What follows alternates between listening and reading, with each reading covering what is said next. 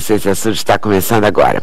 Hoje é Dia Nacional do Surdo. Vamos falar dos cuidados com a audição, assunto do médico Marco Sarvá. Ele vai explicar a importância da gente prevenir problemas auditivos em várias e diferentes fases da vida, do recém-nascido à terceira idade, por exemplo. A prevenção é importantíssima. Segundo o Sarvá, muitas vezes a recuperação das lesões na audição não funciona totalmente. É preciso, então, muita atenção com os problemas, como excesso de ruído, infecções, doenças como diabetes e hipertensão.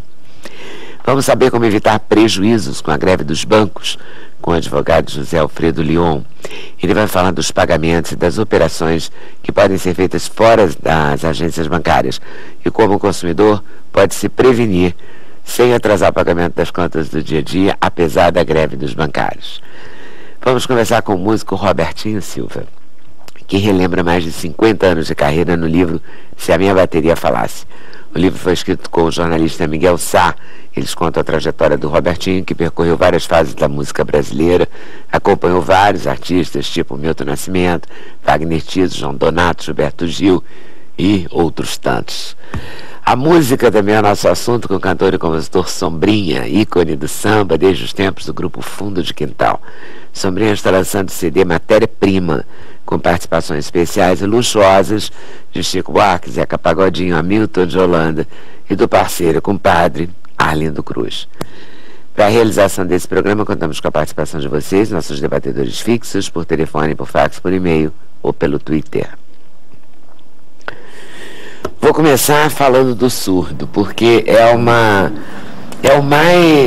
que mais sofre, né, dos deficientes, na medida em que todo mundo acha que é uma bobagem, que ele podia estar ouvindo, né? Como não tem uma deficiência visível, eu acho que ele sofre mais, o surdo. Ele a princípio parece que está tudo bem, parece que vai se comunicar bem. E por vezes as pessoas que ouvem bem e que passam a ouvir mal com a idade são meio tratadas como idiotas ou como pessoas que estão perdendo a capacidade mental, né? E na verdade não estão, né? E isso é muito sofrido, porque as pessoas confundem e não conseguem se relacionar bem com uma pessoa com deficiência, né? É injusto, né? Porque o sujeito também é injusto com ele mesmo, porque ele está bacana, ele não está com Alzheimer, nada parecido com isso, com demência, ele só não está ouvindo. Isso. Mas a tendência é cometer pequenas gafes. Ou se constranger em pedir para repetir. Ou continuar a lidar com as pessoas no dia a dia, que não entendem. Eu diria mais ou menos, se você tem uma pessoa mais idosa próxima, fale de frente, fale articuladamente, cuidado com o barulho, não grite lá de longe, virado para a janela, que ele não vai ouvir. Uma série digamos, formas, do mesmo jeito que eu não vou andar com um idoso correndo na calçada irregular, eu vou andar com certa, ou seja, da mesma forma de relacionamento. E um pouco de educação das pessoas, de lidar com os idosos de forma mais clara, né? Mas você não acha que, em nome do excesso de barulho, está todo mundo ficando mais mal educado? Porque você entra num restaurante. Não, vocês não sentem isso? Você entra no restaurante, as mesas já são todas, né? Parece que você é amigo íntimo do seu vizinho, né? Porque tem 4 centímetros entre uma mesa e outra. Difícil. No aeroporto. Hein? No aeroporto. E todo mundo grita o tempo todo, né? A gente fala, o brasileiro será que é o único que fala tão alto, mas é dos que falam mais alto, né? Acredito que seja, né? Em alguns países a gente percebe que há uma menor forma, uma forma mais inadequada de se relacionar em público, né? Porque se todo mundo aumentar o volume, aí todo mundo tem que aumentar o volume. Todo mundo vai gritar. Mas esse tipo de ruído, ele não lesa o ouvido.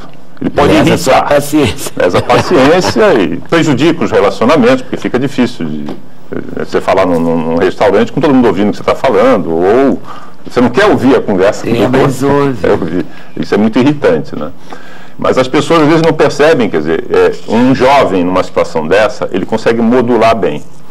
Mas as pessoas não entendem uma coisa que é muito séria para o idoso, que é o idoso que ouve mal, mas que num ambiente barulhento não suporta. As pessoas acham que é implicância.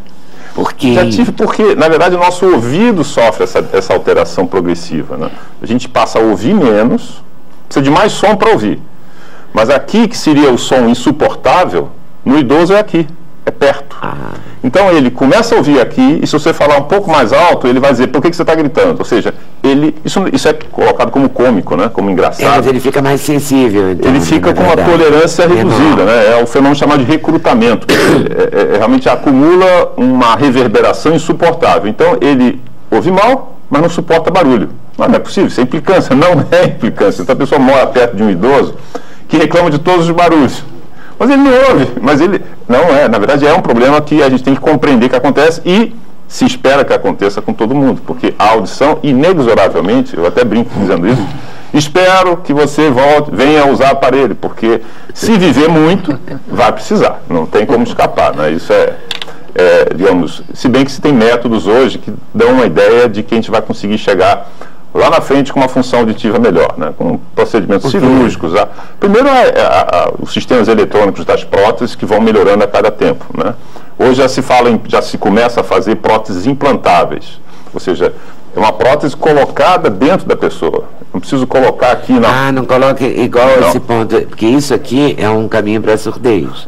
Depende da intensidade que ele tiver. Porque se qualquer ruído, os gritos do diretor e tal, sempre... Eu dou só... Não grita, mas eu já tive diretores que gritaram muito. E se passa de determinado nível, né? Isso é muito bem estudado, né? Mas a gente, quando você usa, tem também uma surdez profissional, não tem? Assim, eu sinto que o uso contínuo do ponto ao longo desses anos todos lesou um pouco. Depende existe um estudo já feito com medicina do trabalho, né, nessa área de audiologia, que diz o seguinte: até certo nível eu posso ficar 8 horas por dia exposto. Até certo nível eu só posso ficar 4, ou só 2, ou só meia hora, só 15 minutos por dia. Uma turbina de avião ao ar livre é para ficar 15 minutos por dia, senão lesa. Ou seja, o grau de tolerância. E as pessoas às vezes não percebem isso, não sabem nem que ruído estão ouvindo, né? Aquele fonezinho, aquele Walkmanzinho, como é que chama? Aquele MP3 e tal. Aquilo é altamente lesivo para o adolescente. E não todo baterista, né? Pensa que não, todo baterista é surdo. Né? Pois é. E ele vai tocar alto, você está tocando muito alto. Quem está ouvindo, Aliás, todo mundo que trabalha com música, geralmente em estúdio, tem um problema. Eu tenho amigos que, por exemplo, o maestro Ivan Paulo, ele tem um problema no ouvido, o bandolinista João Nascimento. E fica difícil para essas pessoas, porque como é que uma pessoa com uma deficiência para os agudos vai equalizar um som? Ele vai dizer se está muito agudo ou pouco agudo. Ele não tem mais competência, digamos, técnica para dizer isso. Ele pode ter musical, mas ele passa a ter um ouvido que não corresponde ao ouvido da média normal. Ele vai mandar aumentar o agudo, porque ele não ouve o agudo. Olha que coisa... Olha que coisa terrível saiu aí. O microfone. Não, vamos ter que colocar ao contrário isso. Vamos colocar aqui isso. Gestos muito expansivos. Né? Mas então ele perde a acuidade, digamos assim. Isso, as células que correspondem à percepção dos agudos, ela tende à degeneração mais precoce, né? Isso por uma questão mesmo de distribuição e de número de células, né, que correspondem. Para ter o som agudo, a gente precisa de muita célula. Para ouvir o som grave, a gente precisa de pouca célula. Como as células vão se degenerando com a idade, ou com trauma acústico, ou por doenças, a gente vai ter normalmente, na maior parte dos processos, uma queda para os agudos. E isso vai fazer com que o prato tenha que bater mais forte, né, teoricamente. Essa ideia, por exemplo, do ouvido absoluto, porque às vezes tem o cara que, por exemplo, no caso do maestro, que ele corresponde, né? Isso vem num plano que não dá para medir, né? Quer dizer, ouve-se, quando se faz os testes de audição normais, usuais, se avalia os tons puros de determinadas faixas. Sim. Essa capacidade de dizer que tem 5 violinos, né, e 2 cellos ali no meio isso é coisa de... é no outro plano, né? É no outro plano. Né? É como enxergar e ser capaz de pintar, ou ser capaz de, né, ou tocar um instrumento e ter mãos, quer dizer, vai num plano de funcional, né, muito mais amplo do que se mede, né? A preocupação é que as pessoas que mais dependem da audição, por vezes músicos, por exemplo, deviam ter um cuidado brutal. É mais ou menos como se um pintor ficasse olhando para o sol, né? Quer dizer, ele não pode lesar os olhos, né? E os músicos às vezes acham que, a gente vê isso lamentavelmente, né? Por que está tão alto esse som? É que para eles não está.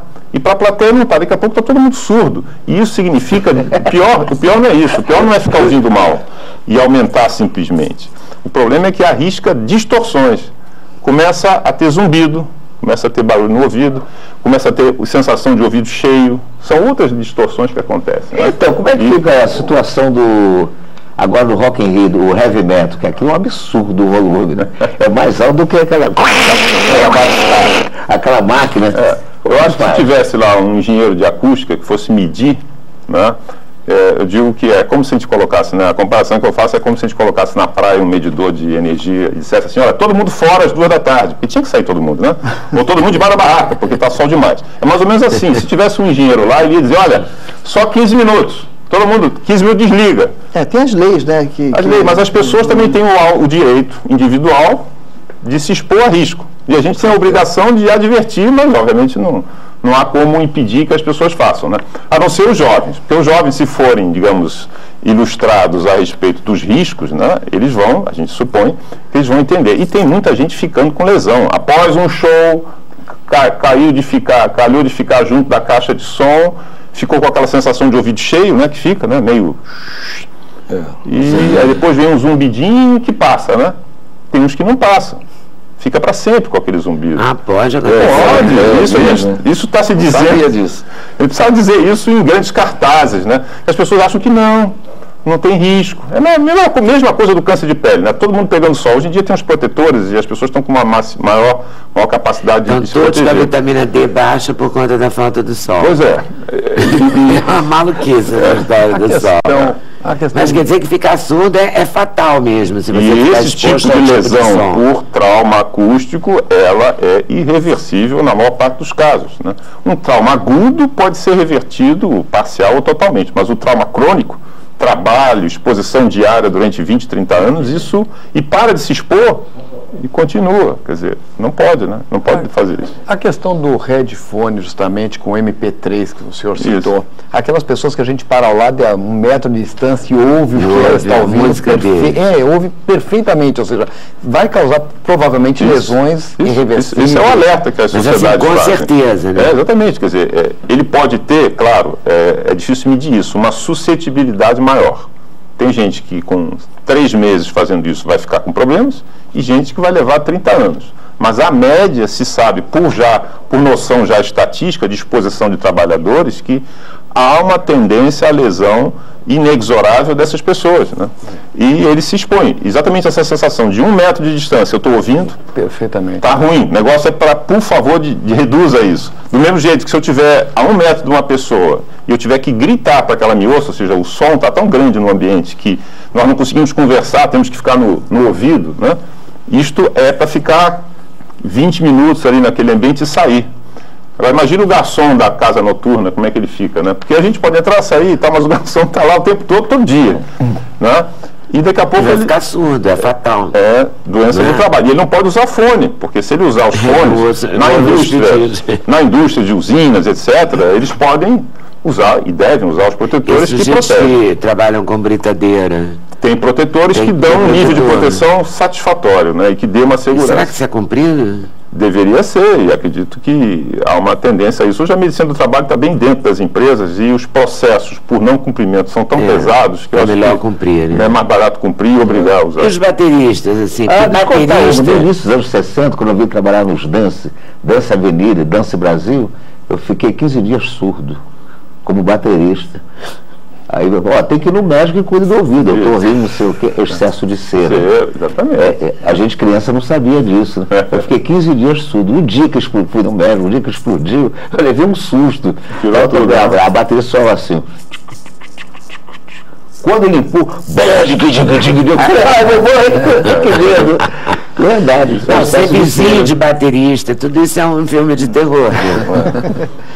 Tem outra questão com os músicos, que eles usam um sistema para se ouvir no palco muito parecido com o ponto eletrônico. E alguns usam usam outros usam dois. Qual é a melhor forma de se usar esse tipo de monitoração? A questão é o seguinte, é conseguir, para isso que existem, hoje existe condição de colocar esse fonezinho que ele coloca no ouvido, colocar num modelinho, que é uma cabeça, que tem um sensor para dizer em que intensidade aquele som está entrando.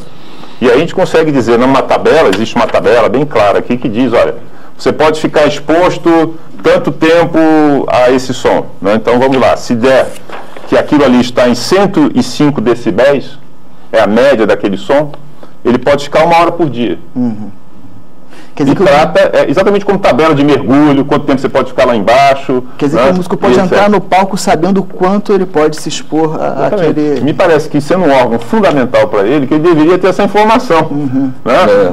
A plateia vai lá num show, fica lá 1 hora, 2 num sonzão, 1 hora, 2, uma vez por mês, não é todo dia. Agora, para quem está lá no palco, se o som for muito intenso, é lesivo, né? E vai prejudicar a carreira dele lá na frente. Como a gente sabe que tem muitos cantores bastante conhecidos aí pelo mundo que estão com deficiência auditiva séria, né? E obviamente, isso prejudica. Eu, particularmente, eu não gosto, porque eu não uso o som real da bateria. Eu também, o som acústico da bateria. Eu não me acostumei ainda com isso. Realmente. Todo mundo reclama, né? E alguns usam, mas a grande maioria... Geralmente não resolve tanto o problema do... Por quê? Do som. Não sei. Para mim... Será que eles são desconfortáveis, os aparelhinhos? Para mim é desconfortável. Começa a cair também, tem problema de ajustes, né, de colocação e tudo, mas agora tem gente que se dá muito bem com isso. Mas o nível dos aparelhos melhorou? Melhorou, exatamente. Porque, sei lá, 10, 15 anos atrás, as pessoas que eu vi usando aparelho reclamavam muito, porque o barulho do entorno, o barulho do ambiente atrapalhava, era tão alto, tão insuportavelmente alto, que atrapalhava ouvir o interlocutor. Se passou de uma época analógica para o digital. Isso melhorou em termos de capacidade de ajustes e de microajustes. O que existe, na verdade, a gente até brinca dizendo que tem mais aparelho na gaveta do que na orelha. Por quê? Talvez por uma ergométrica virando cabide. Exatamente. Porque está ouvindo mal, alguém pode, né, com uma indicação assim meio desleixada, dizer, tem indicação de aparelho, vai melhorar. Eu acho que melhorou. Comprou, mas não adaptou. Por que não adaptou? Primeiro porque não teve uma instrução, não é como um óculos, né? Óculos, eu digo que eu sempre tenho vontade de jogar esse óculos no chão, mas eu não jogo porque eu preciso dele para funcionar. Mas ele me incomoda. Mas eu, em termos de benefício, né, o incômodo versus benefício me compensa usar. A mesma coisa o aparelho. Se a pessoa for instruída a um uso correto, em que situação ele serve? Ele é muito bom para uma conversa individual, né, porque essa conversa familiar, para o idoso em especial, fica muito prejudicada. Né? A conversação, o entendimento, ouvir um telefone que toca. Né? A TV, aí ele ouve a TV no barulho insuportável. Isso, a instrução é de fones, tem televisões com fone que possa ser colocada, a pessoa fica isolada, ouvindo mais alto, isolado. Isso é fundamental para uma vida em família, senão ninguém aguenta nem chegar perto. Né? E esse tipo de sequência, por vezes, não é seguida. Então a pessoa é colocada num aparelho que não vai funcionar, não vai servir. Então tem situações que a gente vê com certa frequência, mas o senhor não tem indicação, o seu exame de audição demonstra que provavelmente o senhor não vai se adaptar. Porque a compreensão é um outro teste. Uma coisa é ouvir mal, outra é compreender mal, embaralhar. Não adianta aumentar, se aumentar vai embaralhar mais ainda, é a baixa discriminação. Então tem um tipo que não adianta, não adianta, surdo e não adianta, exatamente. Ai, que terror. Isso é muito ruim, né? Essa frequência grave, exagerada, que tem no chamado PA nos lugares, aquilo me incomoda, porque ela bate aqui no peito. Como é que fica aqui? Também, vai da intensidade. É terrível. E aquela diferenciação? O peito fica assim, ai meu Deus do céu, eu quero sair daqui. O batidão, né? Aquele ritmo que pega o corpo. É uma frequência muito grave, exageradamente. Dependendo da intensidade, também pode ser lesivo. Ou então é só irritante, só incômodo. Né? A gente tem que diferenciar as coisas. Mas e o mal? O mal. O mal pode lesar o ouvido mesmo, da mesma forma que qualquer som, né? O som mais alto, mais intenso, né, digamos. Eu sou o primeiro a sair correndo.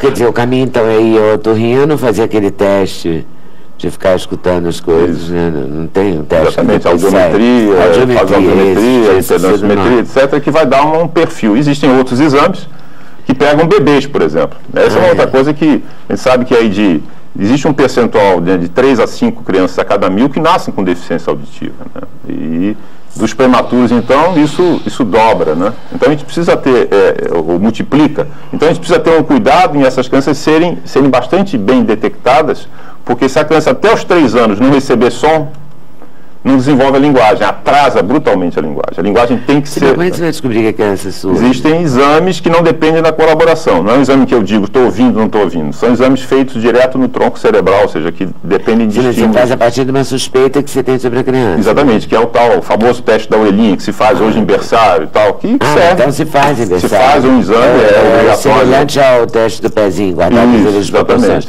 Isso é uma lei, faz nas Existe uma lei. Maternidades públicas, ou não? Certamente, é direito de todo cidadão ter o teste da orelhinha, que vai ser importante para, não é que vai ser despertar o tratamento já no bebê recém-nascido, mas vai orientar o tratamento futuro. O importante é que ele seja, se houver uma deficiência, que ele seja checado por esse método mais apurado, a seguir, e aí sim protetizado com a prótese auditiva ou tratado da disfunção que houver o mais precoce possível. Para ele não perder a fala. Para ele chegar, porque se ele for pego aos 5, 6 anos, ele perdeu, já pegou ele Por isso quebrado. que antigamente se falava, ele é surdo-mudo.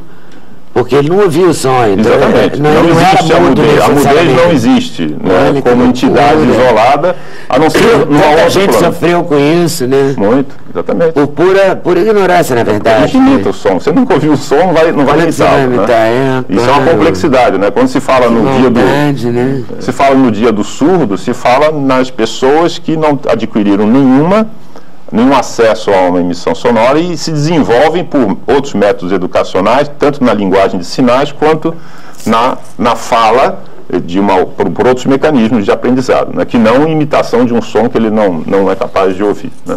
Hoje já se tem a capacidade de, detectando isso cedo, se programar procedimento cirúrgico chamado implante coclear, né, que é uma cirurgia que vai interna ao ouvido, é um implante de um mecanismo eletrônico que assim?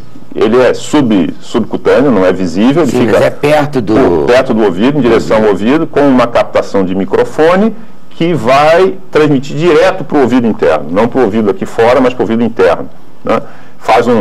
Ultrapassa, ou seja, chega com um mega estímulo lá dentro e permite essa fase de aprendizado da fala. Pegar essa criança antes. Então, isso é uma coisa de saúde pública. Quer dizer, das pessoas mais novas não há surdos mudos. Teoricamente, é possível não tê-los. Né? E o futuro está em aberto. Né? Eu acho que isso vai ser um processo superado. Isso já avançou. Já avançou, e o Brasil já tem alguns centros de implante coclear ativos, né? E já cada vez fazendo mais precocemente, permitindo tanto essas pessoas quanto, eventualmente, adultos, não é só bebês. E serve para quem ficar surdo? Em alguns casos serve, dependendo do tipo de alteração, né? Mas não é assim Não é para todos. Não é para todos ainda. Mas você pode checar se no seu caso é possível. Primeira coisa são aqueles processos, né? A criança, bebezinho, isso que nós falamos agora. O teste da orelhinha. O escolar, né? Você tem aí 7 a 10% das crianças numa escola, em várias checagens, com deficiência auditiva. Essas bem tratáveis, por congestão, catarrinho, etc. Ouvindo mal, entendendo mal, desenvolvendo mal, entendendo mal aquelas crianças com erros de linguagem, né? Os adolescentes, os trabalhadores e os idosos, né? São os 5 grupos, que na verdade dá todo mundo, né? Dá todo mundo, mas cada um com processos específicos, né? E que dão atenção, muito diferente. Né? Agora me diz uma coisa, na abertura do programa eu falei que a surdez poderia acontecer em pessoas com diabetes e hipertensão. Isso. Como tem muita gente com diabetes e hipertensão, não quero deixar isso sem resposta. Isso. Por quê? Porque é uma neuropatia diabética. O diabético crônico mal controlado, ele desenvolve uma série de alterações vasculares, ou seja, os vasos sanguíneos começam a obstruir e os nervos vão se deteriorando. Então fica com dormências, com dificuldades circulatórias, e isso obviamente atinge também órgãos como o cérebro e como o labirinto, que é o labirinto que inclui ouvido e inclui equilíbrio. Ou seja, a pessoa também sofre de distúrbio auditivo paralelo a um diabetes mal controlado, não é um diabetes bem controlado. E no caso da hipertensão? Também, pelo mecanismo, quer dizer, é aterosclerose e dificuldade, digamos, circulatória. Exatamente, e vai acontecendo isso também. Em ambos os casos, a circulação é responsável pela... Isso, circulação e neuropatia também. Dano. Exatamente, e de forma irreversível, ou seja, tem que cuidar para que não aconteça, porque senão aquele processo do envelhecimento natural vai receber outro processo. Vai se agravar, vai se agravar. Se envelhecer mais rápido no caso do diabetes. Exatamente. A grosso modo, falando português claro, é isso, né? A pessoa vai envelhecer mais rápido se tiver diabetes e hipertensão. Mas no caso da diabetes e da hipertensão controlados, isso não vai acontecer. Não acontece. Não é então, porque tem esse selo... Controle já a sua, se não tiver controlado. Né? Mais um motivo. Corre mais esse risco. Exatamente. Tá certo. Eu volto aí com algumas questões, tá? Perfeito. A partir... Então vamos fazer um intervalo e a gente volta já já. Sem Censura, um programa da TV Brasil.